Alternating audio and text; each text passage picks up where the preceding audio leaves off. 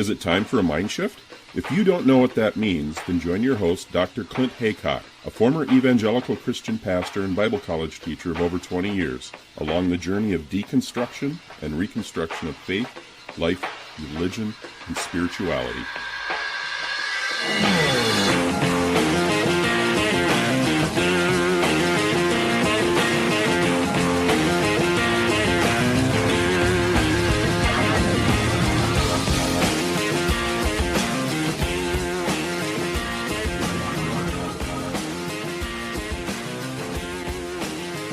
I'm back with Frederick Clarkson of the Political Research Associates. Thanks for dropping back into Mindshift Podcast.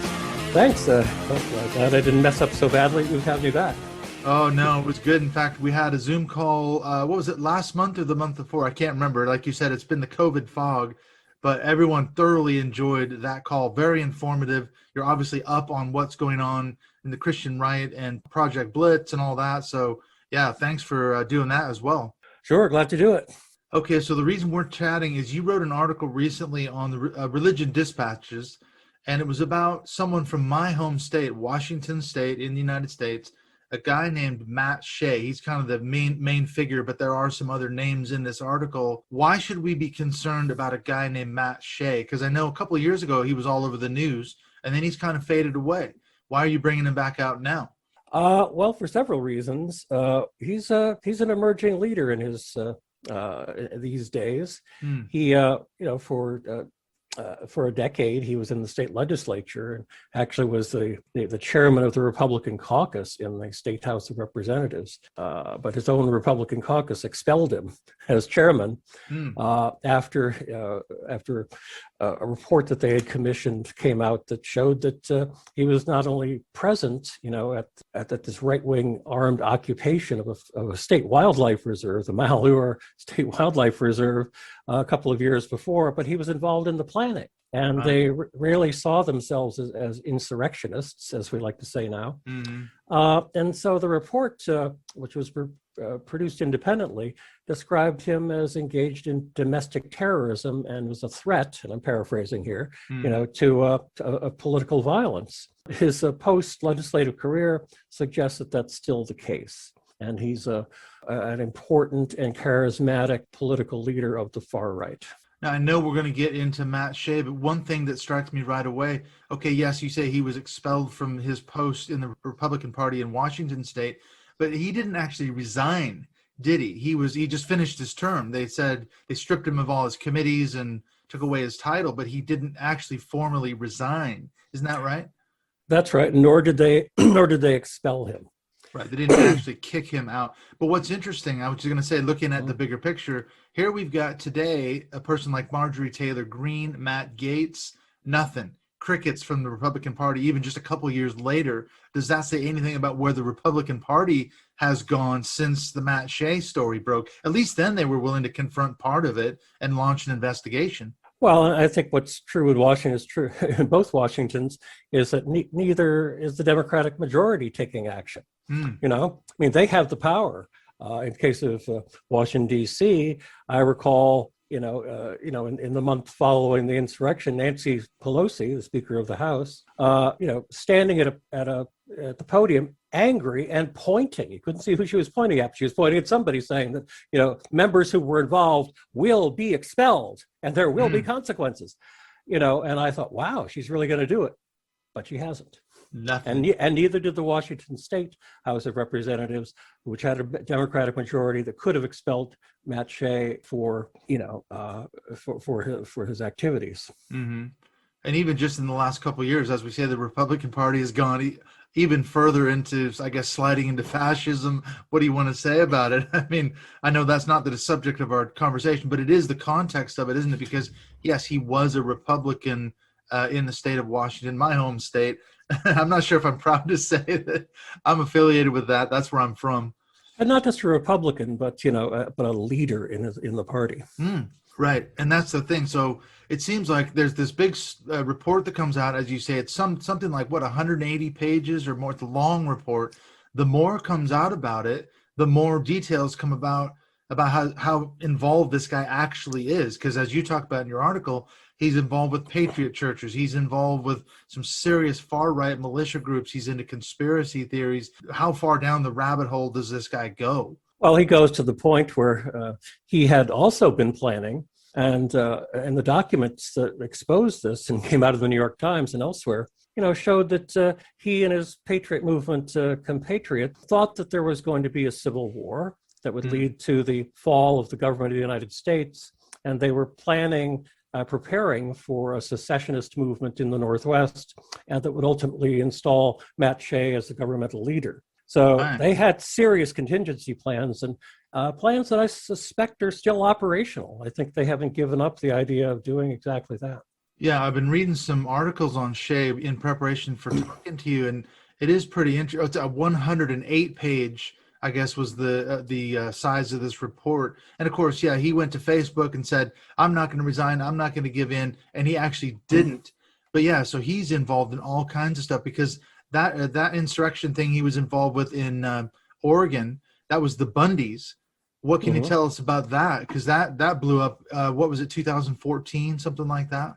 Yeah, I forget the exact year, but the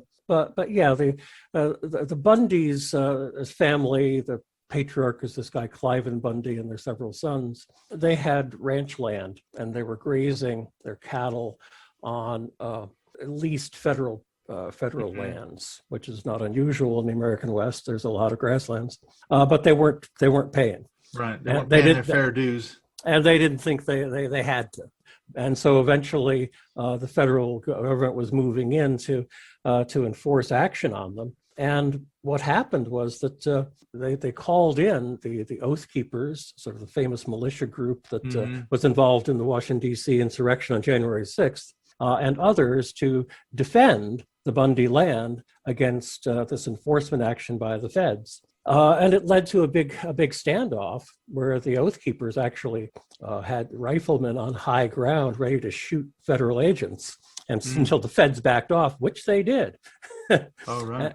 And later, the Bundys were prosecuted over that, I believe, ultimately found not guilty, but nevertheless became folk heroes of the far right in the far west of the United States. It's out of that Matt Shea involved an organization called COWS, which stands for the Coalition of Western States, that's involved in the tensions around the vast ownership of federal land in the West versus what individuals and some of the states would like to see in terms of changing that relationship. But these guys are far right insurrectionists. Right, and this guy, as you say, he's a Republican leader in the state of Washington. Because at one point, didn't he advocate for seceding Eastern Washington from the Union and forming his own state? So this is how far this guy's willing to go with this movement. Yeah, that's right. Yeah, I think he actually introduced a resolution in the legislature. It didn't get very far, but it reflected his thinking.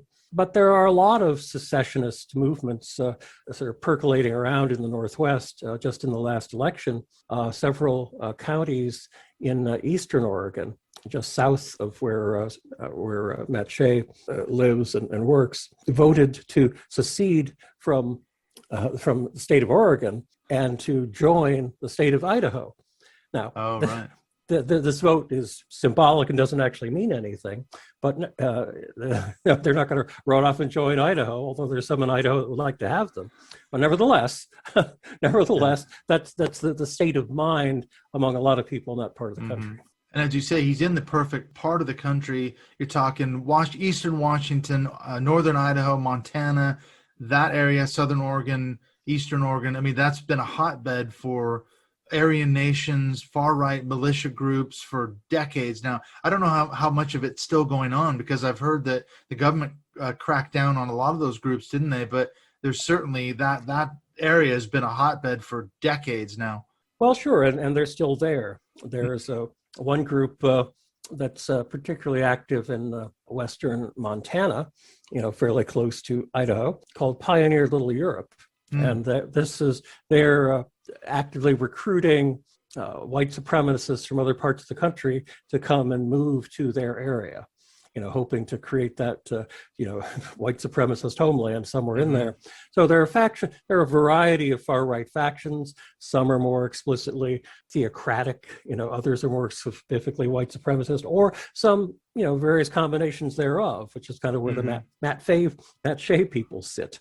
Right. Except, he has ambitions, to be the great dictator himself. He wants to be the leader of this state that's seceded. Well, it strikes me too that the patriot movement in general, would you describe that's what he's into? Because it's not a monolith, is it? Like you say, you could look at it and say, okay, there's sovereign citizens people in there, there's militia groups in there, there's the anti-tax groups in there, there's a theocratic kingdom patriots. They're not all one. You can't just paint them all with one stripe. Isn't that correct? That's certainly true, and there's certainly various organized groups, but they certainly all have in common a dislike for the United States, and the government in Washington. Right, that seems to be the common thread. Don't they even go so far as to say they've kind of believed that the government has been corrupted so badly that they don't trust it anymore. They don't want to be a part of the government. They think the government certainly is overreaching into their private lives. I'm not sure. I don't know that much about the sovereign citizens movement, but isn't that basically what they're saying, is that the government shouldn't have jurisdiction over the average sovereign citizen? Well, the sovereign citizens, most of them believe that the government of the United States wasn't legitimate in the first place. And they think that the United States really should be governed under British Admiralty law and other crackpot ideas like that. So, they're people who, they don't believe in license plates and driver's licenses and marriage licenses and stuff, so all that kind of stuff. But that's also true of others in the patriot movement as well. The sovereign citizens are just, let's say, very individualistic. Right. You put them under this bigger umbrella. Now, all of that is concerning, isn't on just a political sort of a, not necessarily theological level, but certainly it's a concern. These guys are involved in legislation. He's encouraging people to get involved in politics, but there's a Christian element to this whole thing as well. Because as I read your article, you talk about this Marble Community Church, which is way up north in upstate Washington State, or north of Spokane. Yes. What about Marble Community Church? Because now we're getting into this white Christian identity thing as well. Well, that's right. And it's sort of led by, it's a culty kind of place, led by a married couple, Ann and, what's her name? Ann and Bird or something? Yeah. Yeah, the last name is Bird. Don't remember the man's first name. But in any case, the Birds have had this Christian community for a long time. It certainly has influences of Christian identity theology, which is a white supremacist theology. And Matt Shea has been affiliated with them for a long time, and they're predatory and a bit imperial in their activities as well.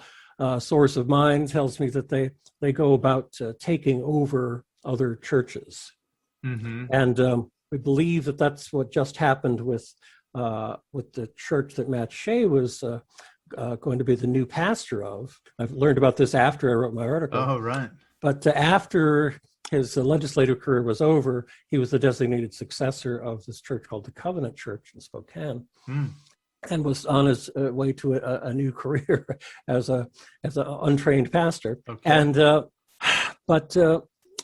His predecessor, the guy who had named him as his successor, this guy Ken Peters, he founded what we talk about in the article, these patriot churches in the East. And these are churches that are kind of like the sovereign citizens we're talking about, except they're religious communities with a political agenda, but they're not registered charities under the U.S. tax law. So they have neither the benefits of tax exemption or the restrictions that go with it. So they can do whatever they want, right? They pay their own way, as it were. But what happened was that Matt Shea, apparently as disciple of the Birds, and I realize it's getting a little complicated, but it becomes less so. It becomes less so, trust me. So Matt Shea decided to stage a coup in his new church, try to throw out his predecessor, Ken Peters, and who was still on the payroll, right? Right. So typical church politics. So church politics, boy, heavy duty, knife wielding, backstabbing stuff going on here. Oh yeah. But what happened was, unfortunately, what Matt Shea and his faction didn't know was that Ken Peters owned the building. Oh. So he could evict them, and he did. But Matt Shea took, like 80% of the congregation with him and formed a new church that now meets, in some hotel ballroom somewhere. Wow. He commands that. What's interesting here for our purposes is not the weirdness of church politics, but the amount of loyalty that Matt Shea is able to command among a majority of people in that setting. This Ken Peters, I saw a little clip about him. He appeared in the January 6th insurrection, I believe. He was flown to Washington, D.C. by good old Mike Lindell, the My Pillow guy, wasn't he? Along with some other people I think it was as part of this Patriot Church movement. And he spoke at a rally the day before, I believe, and along with another friend of his that was encouraging people to basically, be part of this insurrection. He wasn't actually part of it, although he was down at the Capitol, I think, on the 6th. So this is the circle these guys are running in. Well, yeah, that's exactly right. And, being groomed for, wider leadership than tiny churches, in Washington and Tennessee. Right, because he's got a church. I saw the video of it. It's got an American flag for a roof. It's like a tin roof, but it's got this American flag painted on. It's not a very big church, but yeah, he's got this thing. Well, actually, that's like a building they rented. That's like right. That's like there's like a hall and there's like a store and stuff like that. But yeah, it's they rented that space for a conference and I guess for church services as well. But so they don't actually own a building, at least not yet. And they're just, a group of people who've gotten together for these stated purposes. Right, this Patriot Church. Back on Matt Shea, one of the things that came out in this connection with Marble Church was this Team Rugged, which is another disturbing development. The stories came out. What can you tell us about Team Rugged? Because that's a whole nother sort of paramilitary movement that he had going there as well. It is, a lot of churches, have youth groups and youth camps and stuff like that. But what the Birds have, is a paramilitary training course for teenagers. So you get trained in paramilitary tactics and how to use a pistol and a rifle. I think they're not using, rifles like airsoft. Yeah, exactly. So it's not full shooting with the rifles. But it's simulated, and so you know how to use it in an organized paramilitary setting. As close as you can get. Yeah. So what's the purpose of Team Rugged? Because they're right up there in that sort of redoubt area is what they call it, isn't it? Where they want to secede, like Montana, Washington, Oregon, Idaho, form their own country, their sovereign country. These boys are up there training with basically military tactics. For what end? Did they see this war that they're going to win? And I guess Matt Shea is going to be the leader of this new government of this new state or country. Well, he's the one who wants to be. It's not sure that he would. That he would be. That who will emerge as the maximum leader, but yeah, training young people for some vision, some version of this is what's going on. On this remote religious compound in northern Washington. Yeah, there sounds like they're right up near the Canadian border. They're that far north, I think, aren't they? They're way up in the sticks, man. Maybe intentionally so. They want to be away from prying eyes and everything else, don't they? It sounds like the classic cult, like you say, cult-like compound. Who knows what's going on up there?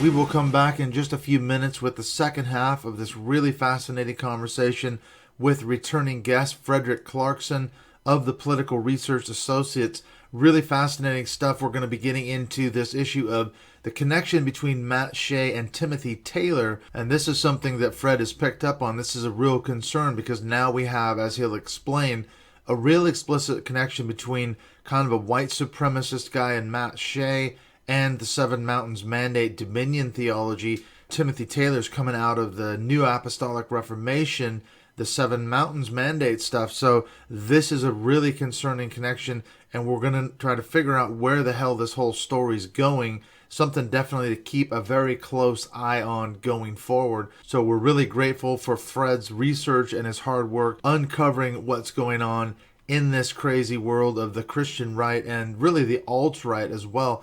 I just wanted to give a quick thank you to the newest Patreon supporters of this show. Thank you to Angela Stoner, Nathan G., and Brenna Silbury. Thank you so much for your support of this show. It is greatly appreciated. And thank you, too, to Dr. Audrey Claire Farley. The episode, if you haven't caught it yet, just came out the other week, talking about Dr. James Dobson of Focus on the Family and the connection that he has in his background to a guy named Paul Popenoe, who was one of the real godfathers of eugenics back in the early 20th century in America. And as we discovered in that episode, there's some pretty disturbing connections between Paul Popenoe. He actually influenced the Nazis, so there's some stuff going on there. And James Dobson was his assistant years and years ago, decades ago, in fact, and he's been able to cover up a lot of the connections that he's had with Paul Popenoe and eugenics. But as we talk about, as I say, in that episode, Audrey did a fantastic job of researching that and really clearly explaining it. So if you haven't caught that episode with Dr. Audrey Claire Farley, you definitely want to do that. Don't miss that one. It's pretty disturbing, actually.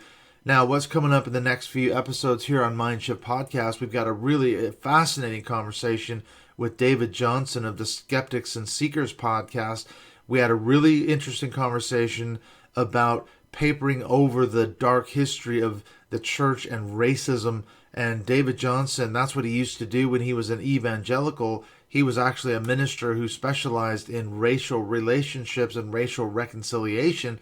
And so he's very well researched on this subject, provided absolutely fascinating conversation, a lot of information, some of which is pretty disturbing. But again, like I said, this is a fantastic conversation you are not going to want to miss with David Johnson of the Skeptics and Seekers. And then I also had a really excellent conversation with Rachel Bernstein of the Indoctrination podcast.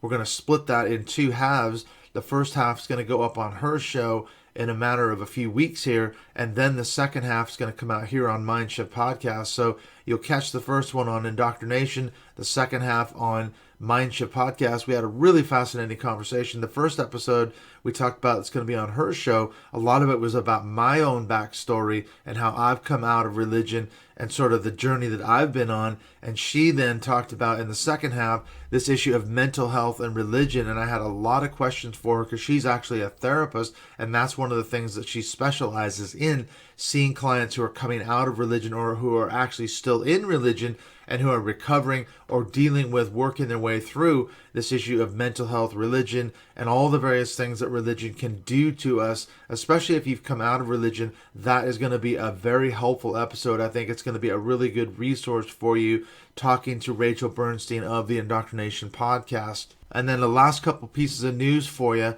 On the 27th of June, we are going to have Emily Elizabeth Anderson come back in as our guest on our Mindshift Zoom call.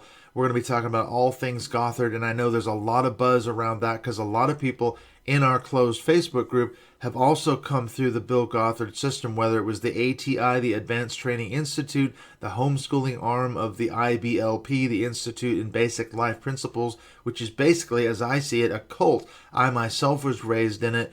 So if you haven't heard that episode with Emily Elizabeth Anderson, you definitely need to catch that one. And then by being a Patreon supporter of the show, you can have access to those closed Mindshift Zoom calls that we do every month. And then in the month of July, we're going to have David Johnson of the Skeptics and Seekers. He's going to come in around the end of the month. I think it's the 25th of July. He's going to be our guest. And so I'm really looking forward to introducing the people in the group to David. That is going to be a fantastic conversation. We're also working on getting Jared Yates Sexton back in as a guest, maybe in August. So we're looking forward to that. I'm also in chats with Frank Schaefer. We're looking to do some sort of Facebook Live event, as well as another one with Tim Sledge, David Hayward, and Dan Barker of the Freedom from Religion Foundation. So we're trying to do some more Facebook Live events. If you haven't caught that one that Chris Shelton and I did earlier in the month of June, that is available on the Mindshift Podcast Facebook page, as well as some other videos I've posted up of a few of the previous Mindshift Zoom calls, so you can kind of get a feel for what we talk about. We usually go for about an hour. We do those on the Sunday nights toward the end of every month. Those are absolutely fantastic calls. And like I say, you can be a part of that by being a Patreon supporter of the show. All right, let's get back into this issue of looking at the Dominion Theology connection, the theocratic visions of guys like Matt Shea and Timothy Taylor. Fred Clarkson is going to continue to put all the pieces together for us as we get into the second half of this really fascinating conversation.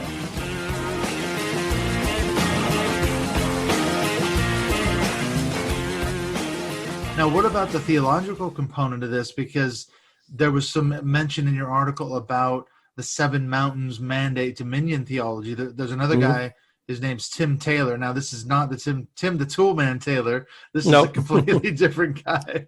He's got a whole other organization. What is the Dominionist piece? How does that play into this whole story? I stumbled on the Matt Shea connection, all of this, because there's this entity called Project Blitz that we've talked about, yes, which is a Christian right state legislative campaign, putting model bills, into the states that are then taken, that are then adapted, for state legislatures, so it conforms with state laws and whatever they already got going on. People may not know that in the 50 United States, everything could be quite different.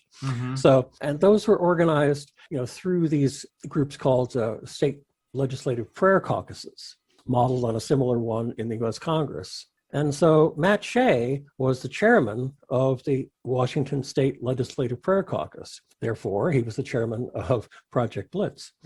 So that was interesting. And so I thought, well, very interesting. I'm sorry I hadn't picked up on that before. But so as I looked into that, I found out that what had gone on was he had formed a relationship with this guy named Tim Taylor, whose religious title is as an apostle in this Pentecostal and charismatic religious movement called the New Apostolic Reformation, which have a deeply theocratic vision for reorganizing society. And in the old days, Pentecostals were pretty apolitical, as you know, but over time, there's been an increasingly politicized vision where you're supposed to capture, every thought, every institution for Christ as they see it. So the way they've simplified that is what they call the Seven Mountains Mandate, or Seven Mountains of Dominion. And that's identifying 7 key areas of society where individuals and groups might take leadership to occupy the top of the mountain, right? So you can control culture. They've come to the belief that unlike old-time evangelicalism, you don't necessarily have to win every soul for Christ. Great if you do, but that's not necessarily the goal. The goal is to win society for Christ and, bring in as many people as long as you can. So the idea of occupying and controlling the mountain, the metaphorical mountain of government, education, business, arts and entertainment, media, family, and church are the goals. Because you think of people who are going to be leaders, and you think in religion, you think, well, they're clergy or higher ups to clergy. But there are people who, in this vision, who have God-given gifts for leadership in, say, government or the arts, right, or the media. And you can bring the fullness of your conservative Christian values into those areas and be an influence, a force, a controlling factor on the mountain where you have the skills. I think that's a critical point, what you just made. I've been tracking that a lot. Like you said, it's a sea change, isn't it, in American evangelicalism, going back decades ago, where they used to be all about, like you say, evangelism. Win your neighbor, your coworker, your relatives for Christ. Evangelism was going to be the way to win the world. And then there came this change where, as you say, it was about, we just need to take over and Christianize America and Christianize the world, establish some form of theocracy, this dominionist piece. Do you have to be a Christian to live in that theocracy? No, you don't. That's almost less important, it seems like, than establishing some sort of a theocracy or a theocratic kingdom. Well, yeah, that's right. And for our purposes, what's interesting here is, at least from my research and probably yours, the Christian right and the New Apostolic Reformation people sort of were over in one lane, and the Patriot movement and white supremacist people were over there in their over lane without an awful lot of crossover. Right. But what we see here, and I show in my article, is that Apostle Tim Taylor and Matt Shea and the Washington State Legislative Prayer Caucus got together, right, representing their different but overlapping strains of politics and theology, right, and decided that they were going to create through the members of the prayer caucus, an apostolic council that would have authority over the mountain of government, and Matt Shea would lead that effort. So I had never seen such a direct political, it's a marriage theological agreement about doing this in this way. And so it's the kind of thing that now that we've seen this, we need to be looking elsewhere to see if we can see those kinds of relationships too, because that's a potentially really dangerous and historic alignment of seemingly unrelated interests. So what we're seeing is like the Christian right getting in bed with the alt-right. I mean, I know this is something that Sarah Posner talks about in her book Unholy, isn't it? She says that during the Trump era, that was something that she was seeing more and more, the Christian right getting in bed with the alt-right. And that's a huge concern, isn't it? We do not want to see that coming together, but here we are. I looked up this Tim Taylor. It's interesting because he runs this organization called Kingdom League International. So you got the link in your article. So I clicked on the link, and from there, he's got another site called Operation Rolling Thunder, or ORT. What is this Operation Rolling Thunder? It's the predecessor group to the Kingdom League, and what they were doing was going around the country and trying to do at town and city levels what we just saw happen at the state level in Washington, and that is to put together councils around either all of society or around the mountain of government, and trying to stitch these things together, which is a real project, to get people to agree to do something like this. So he claims that he's done it in a couple of cities. So it sounds like it's still an ongoing project, but he hasn't made a whole lot of headway as far as we can tell publicly. And that's one of the reasons why it's so interesting that he was able to do it at the state level before it's even clear that he's done it in any towns and cities in the state. Yeah, I mean, I'm interested here because I'm looking at the Operation Rolling Thunder website. One of the things that strikes me is that both Tim Taylor and Matt Shea, they're both retired combat veterans, aren't they? Tim Taylor's a retired veteran, U.S. Navy. Matt Shea's, he retired Army. He saw combat as well. But you've got this ORT strategy. And they're both officers, it's important to say. Yeah. These weren't grunts. These were leaders. Yeah, Commander Tim Taylor. And he's got a book here on his site called Developing Apostolic Strategy, 8 Keys to Transforming the 7 Spheres of Society, which are the 7 mountains. As you say, he doesn't use the word mountains, but it's interchangeable, isn't it? And then he's got another one, Strategic Leadership, 8 Apostolic Principles of War. So we see that war rhetoric, which is something that comes out of Matt Shea's language a lot too, isn't it? Like you said, that there's going to be a war. And he even promoted an article, something like the biblical basis for war. This was something that Matt Shea was putting out a few years ago. What can you tell us about that document? Well, a bit, but before we get to that, Tim Taylor would argue, and he does, that says, look, I use the language of military and war and things like that a lot. But what we're really talking about here is a spiritual war. All these things are going on in the heavenlies. We're praying. We're combating the demons. That certainly can affect things. On the ground. In the earthly realm. But he would aver that we're not talking about going out into combat. But there's a lot of vagueness within that. Right. That's what makes his alliance with Matt Shea so interesting, because in his biblical basis for war, he lays out a strategic plan for why you would want to engage, in organized violence, right? And this goes back to the prayer council thing. It's so interesting. Right at the top of the document, you can click through and see the document in my article, and that is he talks about the formation of prayer councils. And the purpose of the prayer councils in Matt Shea's document is for the council to get together and ask God what God requires of them with regard whether it's right to go to war or not. And so it's just a year or two later that he and Tim Taylor get together and form prayer councils. So how convenient. So is the Taylor Shea prayer council exactly what Matt Shea intended in terms of people who believe they have the authority to decide to understand God's will regarding war against society, right? And we don't know for sure, but in my opinion, the answer is yes. Well, looking at Tim Taylor's website, again, he's got this strategy principles page, and he's talking about, you've got to have leaders who represent every sphere or jurisdiction of society, as you were talking about, that coming from different mountains. Then he says the key principles, number one, the principle of objectives. You've got to assess your allies, identify your adversary strategies. Then he talks about the principle of mass. Mass defines power, can be determined by numbers of people. One of the things I noticed about Taylor's strategy is that this Operation Rolling Thunder thing, it's almost like a church-wide. He wants to go church to church to church and organize these mass prayer rallies.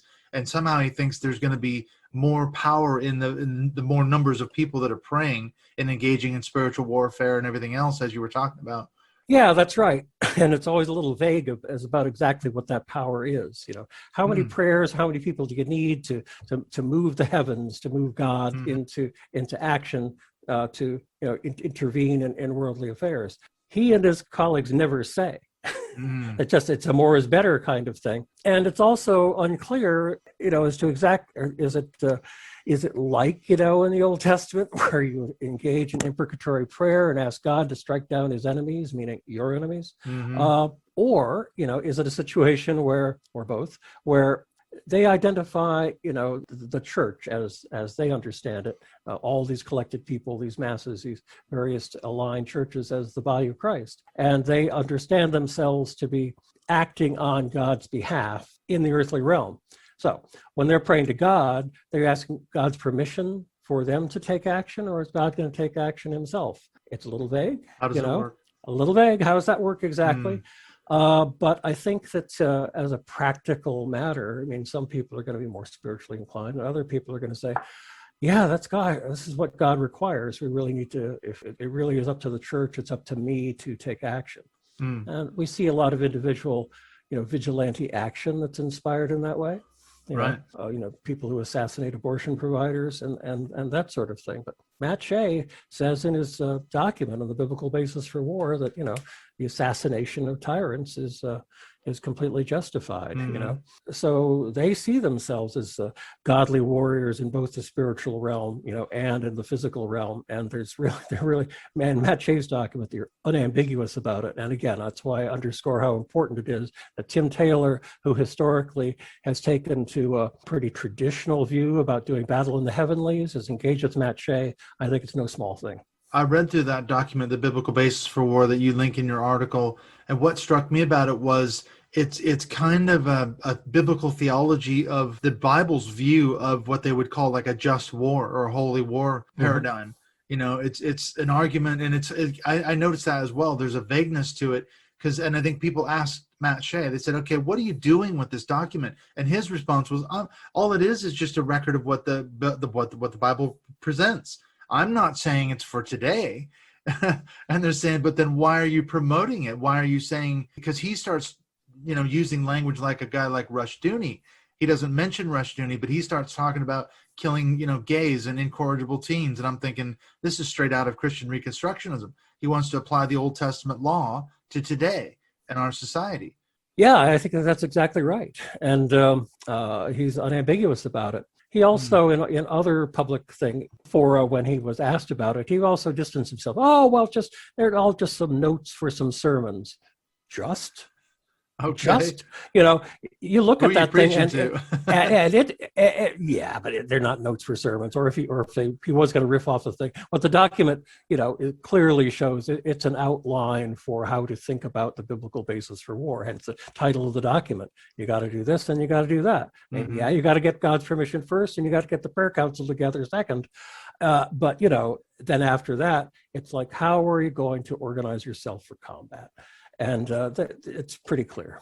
It is pretty clear. And it's very concerning, isn't it? Because you think, my God, there's some really scary stuff that comes out of that document. One of the things is something like, if you have to give the opposition, the enemy, a chance to surrender, but if they don't, you're justified in wiping them all out. I mean, whoa, that's pretty extreme. But that's what the Bible presents too. Yeah, he's very clear that people, particularly men who, don't hew to the line on abortion as he sees it, or obey biblical law, as he puts it in general, should be killed. That's pretty clear. So is he a Reconstructionist, would you say? Does he delve into Rushdoony and that kind of thinking at all?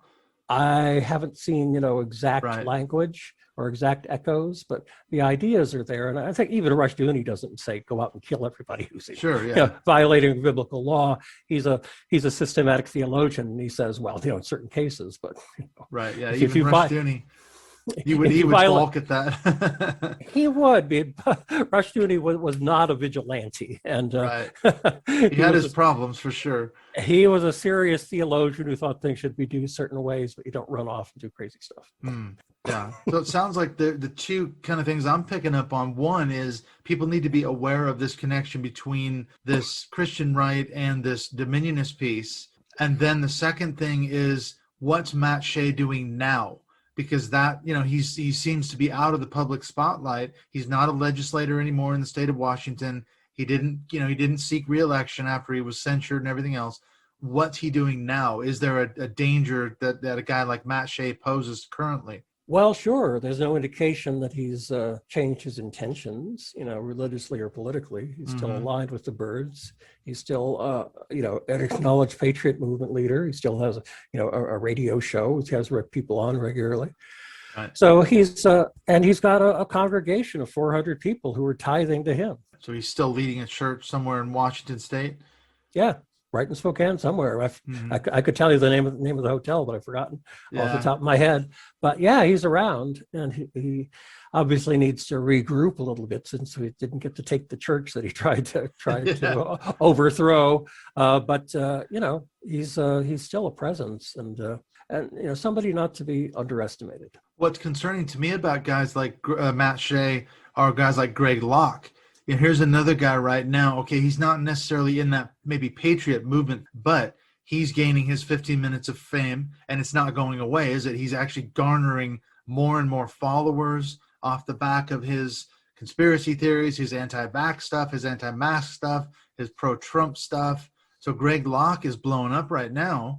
Is a guy like Matt Shea potentially the next Greg Locke if he was a little bit more organized? Oh, he's better organized than Greg Locke, who's a blowhard. Right. Yeah, it's true. Guys like that, say out provocative, outrageous things, and there's a certain frisson, but they're more sizzle than steak. Matt Shea is the steak. He's the guy you really have to worry about because he's a retired military officer who served in combat. He has leadership combat experience. He's a skilled politician. He's a good orator. And he's got 400 followers who are tithing to him, and he's already a leader, throughout the region, through the coalition, the cows coalition, of the Western states. So he's a regional, political, and arguably religious leader, of vast capacity and proven capacity, and not just as a public leader, in the way that Greg Locke might be, but he helped to plan the Malheur occupation, and that sort of stealthy insurrectionist kind of planning with some of the most violent armed people in the West, that we've ever seen, right? One has to appreciate his role in that, right? It's not just that he did a bad thing, we may not like what he did, but the fact is he did it. He helped to plan this tremendously consequential and influential moment in American history, and he's still that guy. He hasn't slowed down. The only thing maybe now he doesn't have the access to the resources that he did, because I think one of the things that came out in that report was that he had access, of course, to more secret documents. He was forging alliances and links with police officers in that region as well. And he was also releasing kind of secret information about law enforcement to these far-right militia groups as well. So that's another serious thing. This guy was tapping into some sort of database, law enforcement, releasing, basically classified sensitive information on the opposition. So that's where he's coming from. Yeah, exactly. He's serious in the long term. I mean, it's within law enforcement, there are people who are aligned, with his way of thinking, and people who are clearly not. And the blue are not. They may be in uniform, but they're not uniform in their thinking. And there are, like the sheriff in Spokane has been very outspoken about Matt Shea and the danger that he presents, So it's we really are talking about the stability of democracy in that region, and he is certainly a destabilizing factor, if he gets his way. It's worth keeping an eye on people like Matt Shea, isn't it? Because I know several people have said this. We've talked about this before, that, okay, Donald Trump, he didn't have a policy. He didn't have an ideology. He couldn't articulate. He was only in it for the fame, for the notoriety, for the ability to make money, whatever he was in for as president. But people have said, if a smarter, more organized, actual person with an ideology came along that could put all the pieces together, that's a far scarier person. A guy like Matt Shea, could he become that person eventually? He actually has an ideology. I don't think he has any possibility for national political office. Yeah. I suspect that he doesn't even have any possibility for state political office. Not anymore, anyway. Yeah. I just don't think, the reality is there aren't enough people of that way of thinking. Mm-hmm. He's a serious person in a way that Donald Trump never was. Right. The only way that Donald Trump got to where he was is because he's not a serious person, right? He's a TV celebrity. He was trained to be a talk show host, for goodness sake. True, yeah. He was a reality show. He was a reality show. Yeah. So he's good at being a public personality, right? That he was elected president is still amazing. But nevertheless, there is no successor to Donald Trump. Trumpism is alive and well, but there's no personal successor to Donald Trump. Nobody can be like that. People like Senator Tom Cotton or Senator Josh Hawley are cold fish, right? Donald Trump is a big, interesting, smiley, over the top personality in a way that those guys are just not. That's true. Yeah. And might they do well enough in a Republican primary to win the nomination? Yeah, but they just don't have the kind of popular or populist appeal of a Donald Trump. They just don't have it, and neither does anybody else. So what happens in that post-Trump atmosphere is a bit beyond the scope of what we're talking about. But we think about where I'm getting at here is the role of a Matt Shea is not to become like those guys, right? His goal is to try to break apart the United States, because he knows he has no chance outside of his region, but he does have a chance to be the maximum leader in a breakaway state.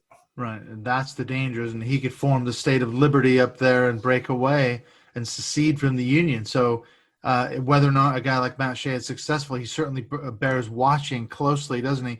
Well, what I'll do is I'll put a link to your article in the show notes. If people wanted to find you, where's the best place to get a hold of you? Political Research Associates. The website is politicalresearch.org, and that's where you could find me. Okay, and I know you're on Twitter as well, so I'll put your Twitter handle in the show notes as well. Listen, Sure. Brett, thank you so much. This has been really informative. It's definitely worth keeping an eye on people like Matt Shea, and I'm glad there's people like you out there who are doing the hard work, doing the research to bring this stuff to light. Well, thanks. I hope I can keep doing it as long as I can.